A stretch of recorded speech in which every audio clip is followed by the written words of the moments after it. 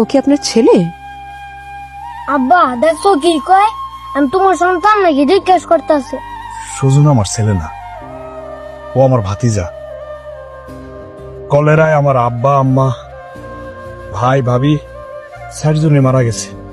আপনি না আসলে খুব ভালো মানুষ, কিন্তু নিজের জন্য একটা মানুষ দরকার কখনো মনে হয় না? আরে তুই যদি রাজি থাকস, তার আমি একটা মেয়ে দেখছি, তোর সবকিছু মাইনেই বিয়ে করতে রাজি হয়েছে। কাকা এমন ভাবে কইতেছেন মনে হয় আপনার টাকা আমি দিব না।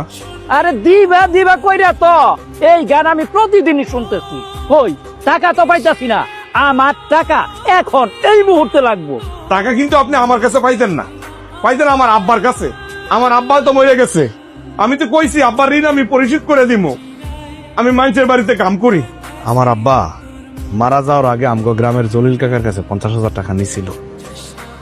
আব্বা দিয়া মরতে পারে নাই, এখন আমার ঘরের উপর আয় পড়ছে। বিয়ে করলে দেখবেন সংসারে রহমত হবে। দুজনে পরিশ্রম করে সবকিছু সমাধান করে ফেলবো।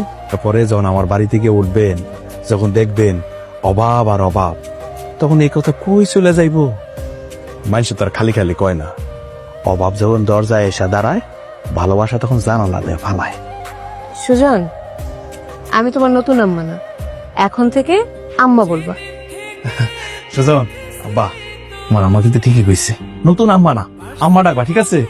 মানুষের বিয়ে করছেন তো, নতুন নতুন এখন কিছু বুঝেন না, কয়দিন যাক তারপর সংসার কারে বলে বুঝবেন। হ্যাঁ এই খারাই রয়েছে জানো, তোমার কি মাথা নষ্ট ছিল? একটা কামলারে বিয়ে করছো।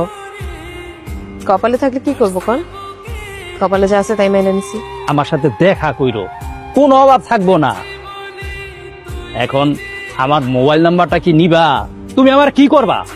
ঘর থেকে বটিটাই না একটা কোপায় খুন করে ফেলবো। জানি মান যখন জেলে পচে মরবি তখন বুঝতে পারবি আমি নাইসার বাবা হই কিভাবে।